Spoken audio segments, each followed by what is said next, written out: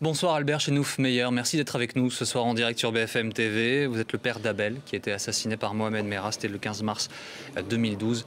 Que vous inspire le retour du père du terroriste en France aujourd'hui ? Bonsoir Monsieur Boursier. Écoutez, c'est la stupéfaction générale de toute la famille, pas de moi personnellement, seulement moi, mais c'est la stupéfaction. On est un peu abattu, on comprend pas. On comprend pas qu'on refuse des visas à des médecins, à des ingénieurs, à des artistes en Algérie, mais on l'accorde à des criminels.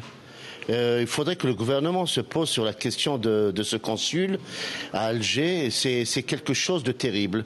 Il y a deuxième chose, j'ai déposé plainte contre justement ce père du terroriste le 24 février 2015 par l'intermédiaire de mes avocats Béatrice Dubreuil et Frédéric Picard, à Paris, chez Monsieur François Molins, et on attend toujours le mandat d'amener.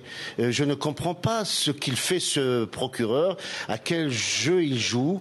Il nous fait mal, il fait mal à la famille. J'ai eu les parents de Caroline tout à l'heure, ils étaient abattus. Nous, on a passé un mauvais week-end, je ne sais pas. Je ne comprends pas cette France qui privilégie les criminels, les terroristes. Qu'est-ce qu'il vient faire à monsieur de 67 ans en France, sans travail, sans études, à demander une carte de résidence et un prolongement? Non, je ne comprends pas. Je suis abasourdi. Monsieur Chenouf-Meyer, je crois savoir que vous avez prévu d'essayer de rencontrer le père de Mohamed Merah demain. Vous me le confirmez ?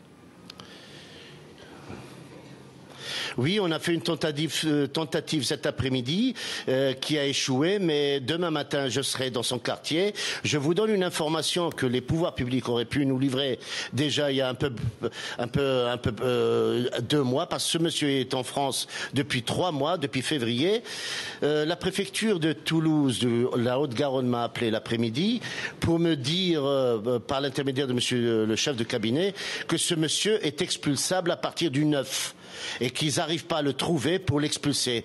Mais je n'arrive pas à comprendre. Il a fallu que je fasse tout ce boucan pour qu'on l'expulse. Mais c'est quoi ce pays? Que voulez-vous lui dire, monsieur Chenouf-Meyer? Si vous le trouvez demain, si vous trouvez face à cet homme, qu'allez-vous lui dire? J'irai le voir pacifiquement.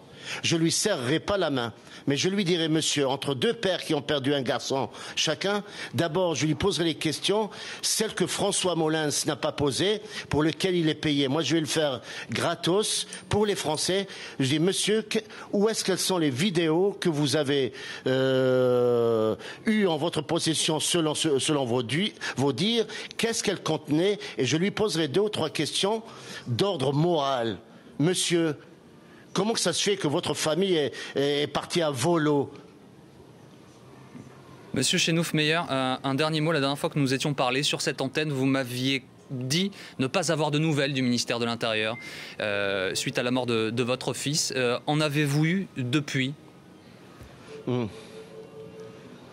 Non, je dois dire que monsieur Bernard Cazeneuve fait du bon boulot. Du très bon boulot. Il m'a promis qu'il n'y aurait plus de laxisme. Allez, on va dire, ce petit couac, je l'attribue plus au procureur monsieur François Molins, chez qui Béatrice Dubreuil et Frédéric Picard ont déposé une plainte et qui les ignore. Il les méprise même. Il méprise les avocats. J'ai un dernier mot à vous dire. Je lance un appel. Avocats des parties civiles de l'affaire Merah, que faites-vous à part vous exhiber pour avoir un peu plus d'audience et pour certains qui ont flairé la bonne affaire? Réveillez-vous. Le père Merah est en France, celui qui nous a produit un monstre qui a tué cette ville où je suis aujourd'hui, cette belle ville de Toulouse,